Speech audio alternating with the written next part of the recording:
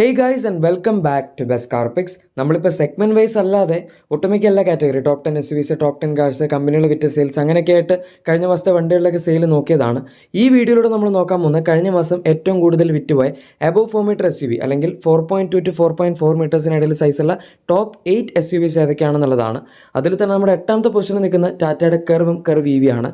പറയാതിരിക്കാൻ വയ്യ, അതിൻ്റെ സെയിൽ നന്നായിട്ട് കുറഞ്ഞുകൊണ്ടിരിക്കുകയാണ്. കഴിഞ്ഞ മാസം 1666 വാഹനങ്ങളുടെ സെയിലാണ് കിട്ടിയത്.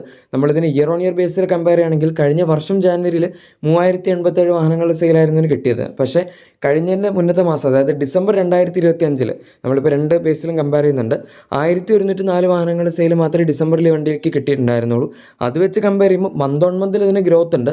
562 വണ്ടികളുടെ വ്യത്യാസം 50.91% ഗ്രോത്ത് റേറ്റുമാണ് ഈ വാഹനത്തിന് വന്നിരിക്കുന്നത്. അത് നമ്മുടെ ഇപ്പോൾ ഈ ലിസ്റ്റ് നോക്കുകയാണെങ്കിൽ അങ്ങനെ ഭയങ്കര വലുതായിട്ട് പറയാൻ പറ്റില്ല, കാരണം വേറെയും കുറേ വണ്ടികൾക്ക് വന്നിട്ടുണ്ട്.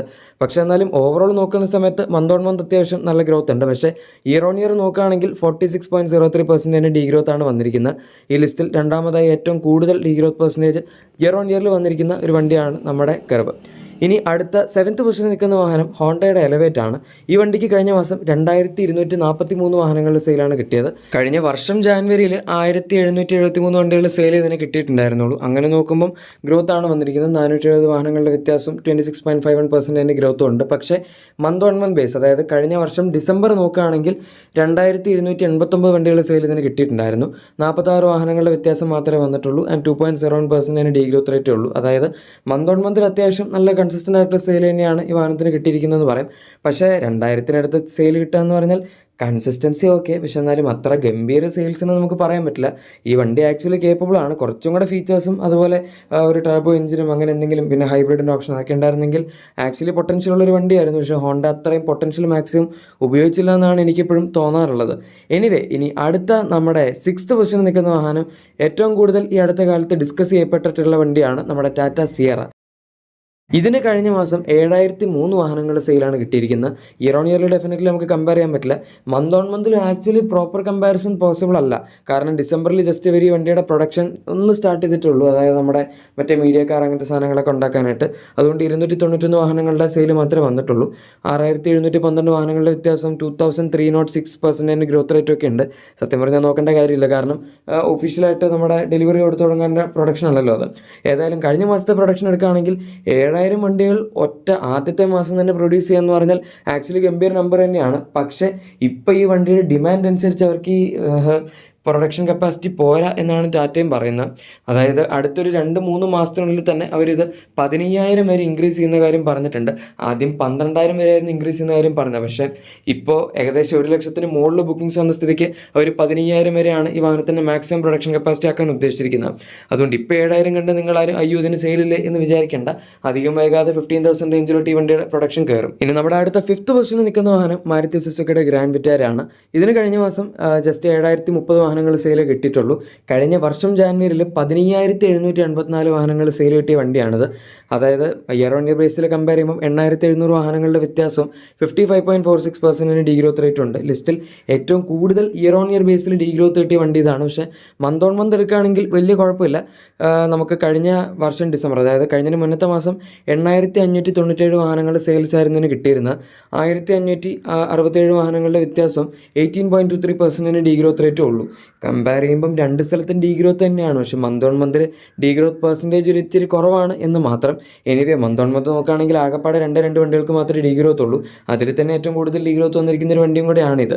ഇവരിപ്പോൾ പക്ഷേ അടുത്ത കാലത്തായിട്ട് എനിക്ക് തോന്നിയത് ഹൈ റൈഡറിന് കൂടുതൽ പ്രൊഡക്ഷനിൽ പ്രയോറിറ്റി കൊടുത്തുകൊണ്ട് ഗ്രാൻഡ് വിറ്റാരയുടെ പ്രൊഡക്ഷൻ മിക്ക സമയങ്ങളിലും കുറച്ച് വയ്ക്കാറാണ് പതിവ്.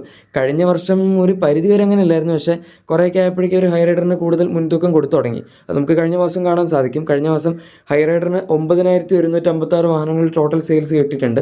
പക്ഷേ അതേസമയം കഴിഞ്ഞ വർഷം ജാനുവരിയിൽ ആകെ 4941 വണ്ടികളുടെ സെയിൽ മാത്രമേ ഹൈ റൈഡറിന് കിട്ടിയിട്ടുണ്ടായിരുന്നുള്ളൂ. ഇനി ഡിസംബറിൽ നോക്കുകയാണെങ്കിൽ, അതായത് കഴിഞ്ഞതിന് മുന്നത്തെ മാസം ഹൈ റൈഡറിന് 7022 വണ്ടികളുടെ സെയിൽ കിട്ടിയതാണ്. അത് കമ്പയർ ചെയ്യുകയാണെങ്കിൽ മന്ത് ഓൺ മന്തിൽ 2134 വാഹനങ്ങളുടെ വ്യത്യാസവും 30.39% ഗ്രോത്ത് റേറ്റ് ഉണ്ട്.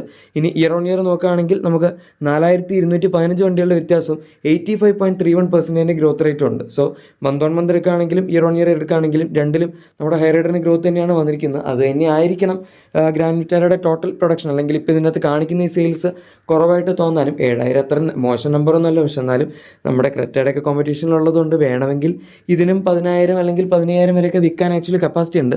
എന്തായാലും അതൊരു വേറൊരു വണ്ടി വെച്ച് അറ്റൈൻ ചെയ്യുന്നുണ്ട്. നമുക്കധികം വൈകാതെ അതിലേക്ക് വരാം. നമ്മുടെ അടുത്ത തേർഡ് പൊസിഷനിൽ നിൽക്കുന്ന വാഹനം കിയയുടെ സെൽട്ടോസ് ആണ്. ഇതിന് കഴിഞ്ഞ മാസം 10,639 വാഹനങ്ങൾ സെയിലാണ് കിട്ടിയിരിക്കുന്നത്. കഴിഞ്ഞ വർഷം ജാനുവരിയിൽ 6,470 വണ്ടികൾ സെയിൽ ഉണ്ടായിരുന്നുള്ളൂ. കാരണം ജനറേഷൻ അപ്ഡേറ്റ് വന്നിട്ടില്ല. അതായത് 4,169 വണ്ടികളുടെ വ്യത്യാസം 64.44% ഗ്രോത്ത് റേറ്റുമാണ് ഇയർ ഓൺ ഇയർ ബേസിൽ വന്നിരിക്കുന്നത്.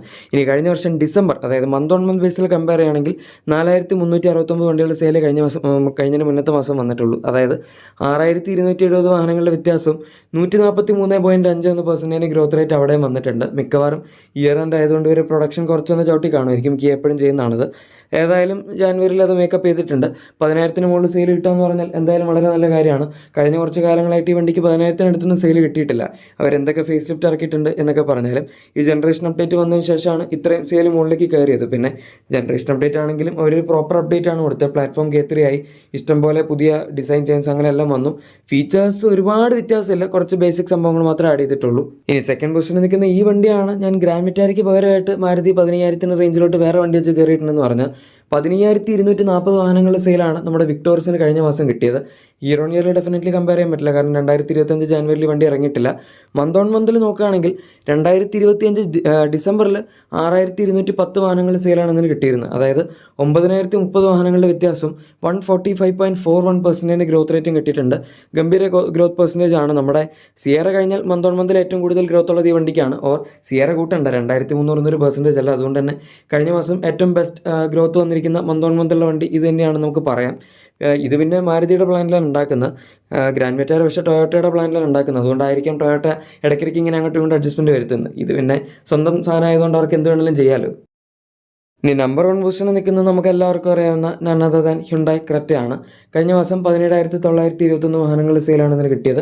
കഴിഞ്ഞ വർഷം 18,522 വാഹനങ്ങൾ സെയിലായിരുന്നു കിട്ടിയിരുന്നത്. അതേസമയം കഴിഞ്ഞതിന് മുന്നത്തെ മാസം, അതായത് ഡിസംബർ മാസത്തിൽ 13,154 വാഹനങ്ങൾ സെയിലാണ് ഇതിന് കിട്ടിയിരുന്നത്. സോ മന്ത് ഓൺ മന്ത് എടുക്കുമ്പം 4,767 വാഹനങ്ങളുടെ വ്യത്യാസവും 36.24% ഗ്രോത്ത് റേറ്റുമാണ് വന്നിരിക്കുന്നത്. അഗൈൻ വർഷാവസാനമായപ്പോഴേക്കും ഒരു സെയിൽസ് കുറച്ച് പ്രൊഡക്ഷൻ ചെറുതായിട്ടും ചവിട്ടി. പക്ഷേ ഏതായാലും കഴിഞ്ഞ വർഷത്തെ നമ്മൾ കമ്പയർ ചെയ്യുകയാണെങ്കിൽ വലിയ വ്യത്യാസമില്ല. 601 വാഹനങ്ങളുടെ വ്യത്യാസം 3.24% ഡീഗ്രോത്ത് റേറ്റ് മാത്രമേ ഉള്ളൂ. സോ അഗൈൻ അത്യാവശ്യം നല്ല കൺസിസ്റ്റൻ്റ് ആയിട്ടുള്ള ഇയർ ഓൺ ഇയർ സെയിൽസ് വന്നിട്ടുണ്ട് എന്ന് പറയാം. പിന്നെ ക്രെറ്റേനെ പിടിക്കാൻ 18,000 റേഞ്ചിലേക്ക് ഇപ്പോഴും ഈ സെഗ്മെൻറ്റിലുള്ള മറ്റു വണ്ടികളൊന്നും പ്രൊഡക്ഷൻ വൈസ് അല്ലെങ്കിൽ സെയിൽസ് വൈസ് കയറിയിട്ടില്ല. ഗൈസ്, അപ്പോൾ ഇതാണ് കഴിഞ്ഞ മാസം ഏറ്റവും കൂടുതൽ വിറ്റുപോയ ടോപ്പ് 8 അബോവ് 4 മീറ്റർ കോമ്പാക്ട് SUVസിൻ്റെ വീഡിയോ. നിങ്ങളുടെ എക്സിസ്റ്റിംഗ് വാഹനത്തിന് എന്തെങ്കിലും ആക്സസറീസ് ക്ലീനിങ് പ്രോഡക്ട്സ് ഒക്കെ വേണമെങ്കിൽ തീർച്ചയായും നമ്മുടെ ഡിസ്ക്രിപ്ഷൻ അല്ലെങ്കിൽ പ്രൊഡക്ട്സ് ചെക്കൗട്ട് ചെയ്തേക്കാം. വീഡിയോ ഇഷ്ടപ്പെട്ടെങ്കിൽ മറക്കാതെ തന്നെ ലൈക്കും സബ്സ്ക്രൈബും ഷെയർ ഒക്കെ ചെയ്യാൻ നമ്മൾ സപ്പോർട്ട് ചെയ്യാനും മറക്കണ്ട. നമുക്ക് മറ്റൊരു വീഡിയോയിൽ കാണാം. അതുവരെ thank you for watching my video and good bye.